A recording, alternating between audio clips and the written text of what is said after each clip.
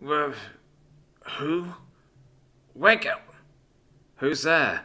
Wake up! She jerked awake as an explosion rocked the prison that she had called home for millennia. She could no longer feel the chains that had bound her for millennia. "Corporal, we gotta go! Just grab her!" yelled a figure from the doorway of her cell, as a multitude of explosions sounded from near him, her vision too blurry to see more than a bipedal shape leaning against the doorway holding a black object that spat explosions. "Come on, ma'am, I gotcha," whispered a less blurry figure next to her, her arm being moved over what she assumed was his neck, as she was lifted from the floor. At least, she assumed it was a he. All she had known was synthesized voices for so long. They stopped before exiting her cell, the bipedal figure by the door stopping them with his hand before he tossed something down the hall. A far louder explosion rocking the hall as the two men ran, the one called Corporal carrying her. A second massive explosion rocked the building as the trio stumbled before continuing, rushing through the hall, the other being launching explosions behind them from the black object in his hand. Turning a corner, with her vision clearer than it was before, the woman saw several more figures crouched by a doorway. Black objects pointed both towards them and out the door. "The way clear?" asked Corporal. "About as clear as it'll ever be. The Thorians really don't want her to leave," shouted one figure, after they fired a long string of explosions from their black object. "Got that right. The Saber team, you take point. The rest of you heads on a swivel.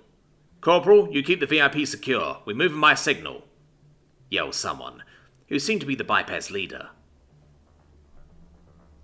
Several figures brought up their black objects, one slamming a small boxy object up into the black object in his hands, before pulling something on the side of it back. With her vision clearing up even more, she could see that the black objects were not all the same, some being far larger than others, but all having a similar boxy design. "Sorry about this, ma'am. Gonna have to carry you this way," said Corporal, as he put away his own boxy object, though far smaller than the others of his group. He then proceeded to loop his arm underneath her legs and carried her in his arms. For some reason, her face began to heat up and a wave of embarrassment hit her as she covered her face with her hands. "A princess carry? Really, Corporal?" snickered one of the figures. "Hey, it works, done it," scowled Corporal. "Remember, on my signal," said the figure in charge. "Free!" Several of the figures tossed small canisters out the door that began to emit a thick white smoke before they even hit the ground. 2.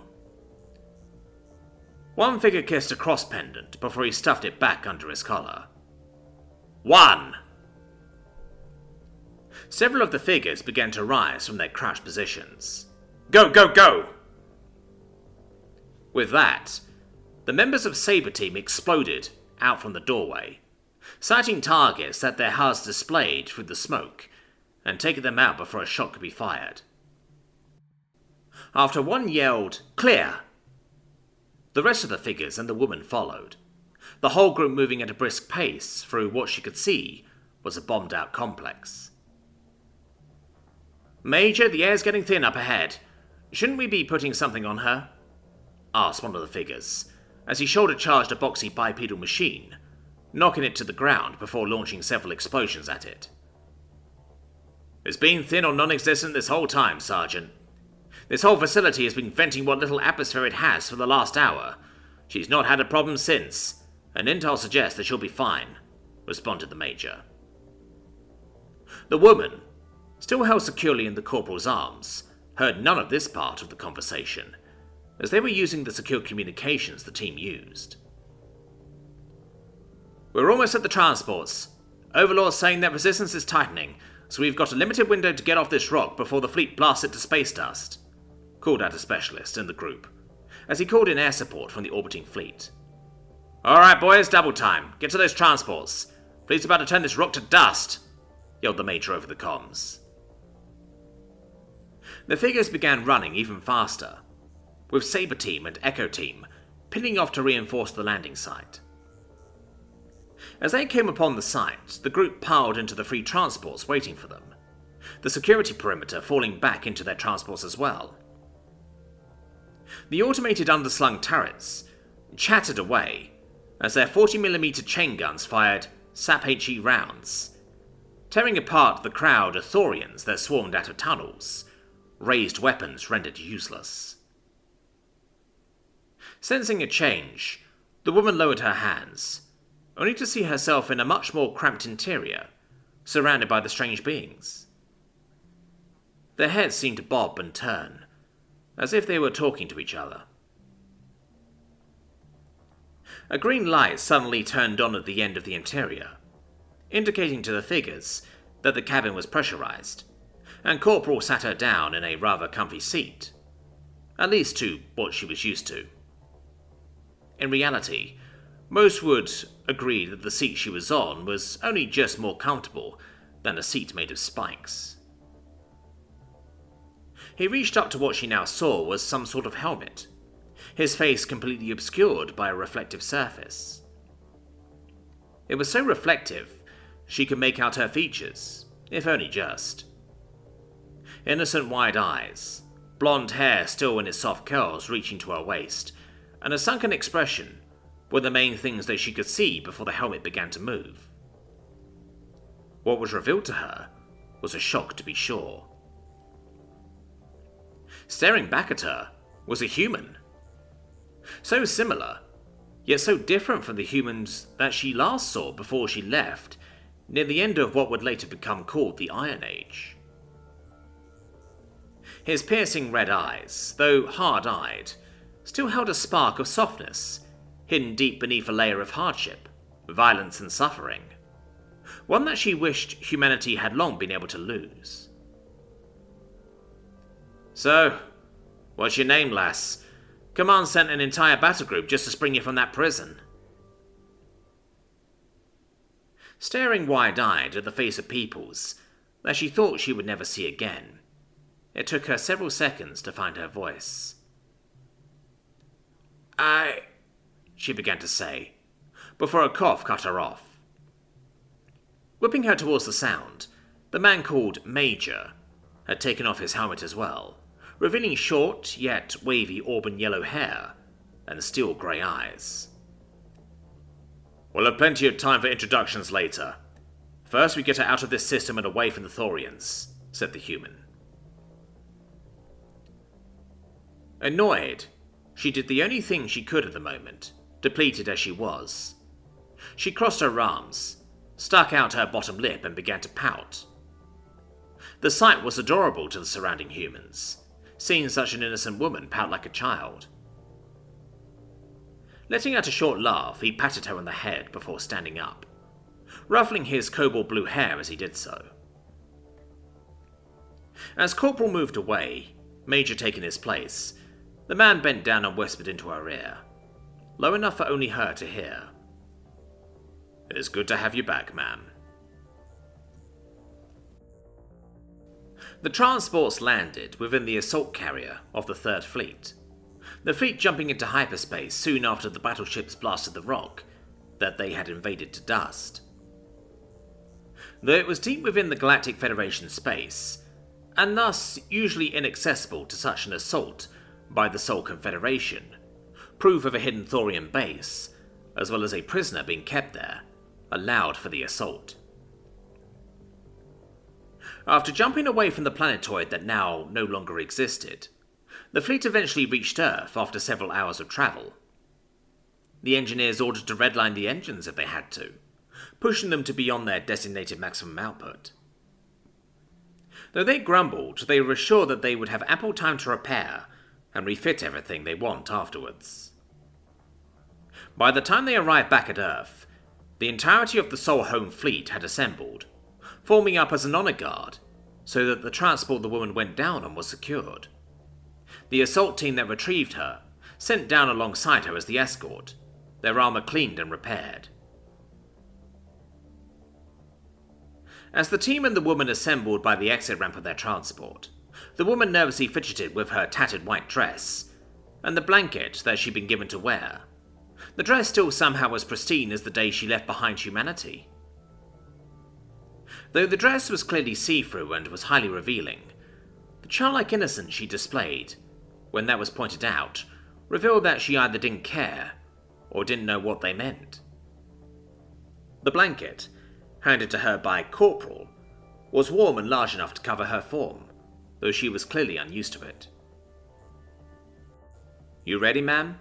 smirked Corporal Riley. I finally learned his name, the woman had thought excitedly when she was told it, from her right side, Sergeant Ramirez on her left. The two had been designated as her personal guards, until such a time this was deemed unnecessary. Gripping her blanket, she nodded meekly. She had been enamored by the sight of Earth from space, a sight she did not think she would ever see again. Though almost exactly the same as she remembered, she saw how far humanity had advanced since her people had left so long ago. Massive fleets of starships. "I'm learning so many things today," thought the woman, as certain terms were explained to her, patrolled above the garden world, space habitats, and the terror defense rings surrounding the planet. Though as they approached their pre-designated landing zone, she could feel a connection, something she hadn't felt since leaving millennia ago. When she pulled on the sleeve of Corporal Riley, her eyes asking the question she couldn't bring herself to ask, Riley had just smiled down at her and said, "Don't worry, ma'am."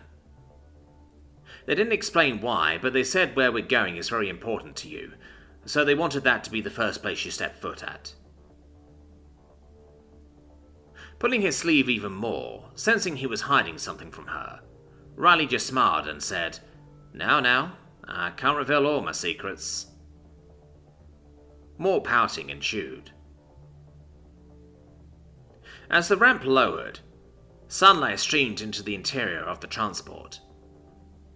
Raising her hand to shield her eyes, the woman clutched the blanket tightly with the other. As her eyes adjusted, she saw an amazing sight. Hundreds, if not thousands of humans stood at the edge of the landing zone, held back by a line of soldiers in colourful uniforms. Other odd beings there were most definitely not human, noticeably amongst the crowd. A large, clear path led up to another clearing, filled with hundreds of statues. On the side were more colourfully dressed soldiers, but with what looked like ceremonial swords in some form of salute. As she stepped down and was led up the path by Corporal Riley, her arm looped through his. The crowd grew silent, almost as if in anticipation. As they passed each soldier, they would raise their sword into the air before dropping it back down after the whole group passed. By the time she arrived at the statues, she finally realized what they were and where she was. Set into the mountainside was a massive temple entrance, and outside was a clearing filled with hundreds of statues. Statues of her family. She could see them all. Athena, the proud teacher and warrior princess of the family. Poseidon, his well-kept beard still seemingly scraggy at the same time, and his trident held aloft. Hermes, poised as if to take flight and deliver more messages. Apollo, his lyre in hand, as he seemed to play a soothing tune. Zeus, lightning bolt raised as if to smite a foe. Hestia, sitting by the burning hearth as if tending to the flames. And so many more. One statue, though, drew her in. One more so than any other. A statue of a beautiful yet innocent-looking woman stood there. Wings that came from her back unfolded, and is ready to take flight. In her hands, she carried a flaming torch and a bundle of lightning bolts, given to her by Zeus himself. Her body clad in a near see-through dress, just showing hints of her body underneath. As whirring machines began to approach her and her escorts, Both they and her escorts moved back, as a pair of pure white wings burst from her back, the blanket that surrounded her falling to the ground. As she rose into the air, her wings barely flapping, Corporal Riley stared in shock, doing his best to imitate a goldfish. His teammates all grinned at him, as Sergeant Ramirez patted him on the back. "Don't worry, mate. Maybe she won't smite you for being so brazen with her." Drifted over to a plate at the foot of the statue, she gently touched it with her right hand. Just as her fingers brushed against the cool bronze surface, she felt a jolt. That connection she had faintly felt ever since she arrived seemed to blossom into something more. Power that she hadn't felt in millennia coursed through her, and she began to shine brightly once again. Her slightly sunken feature filled out, her body definitely filling out, so much so that everyone looking turned away in embarrassment, or fear that she might smite them for staring. Her dress, once tightly wrapped around her, stretching to contain her restored figure. As she began to resemble the statue more and more, her divine aura being felt by everyone, even those with little connection to the divine or arcane, Riley's gaze drifted to the plate to the feet of the statue. Every statue had one, each with a different inscription, personalized to each deity. To the goddess Estrella, Virgin Goddess of Justice, Innocence, Purity, Precision, Perfection, and the Stars. Though you left us at our worst, you stayed with us until the end, for you were the last to leave us. May you one day return and usher in a new age of innocence. As she hovered there, a flaming torch held aloft in her left hand, and crackling lightning bolts cratered in her right, every human, no matter their religion, creed, or distance, could tell, deep within their souls, the Star Maiden had returned.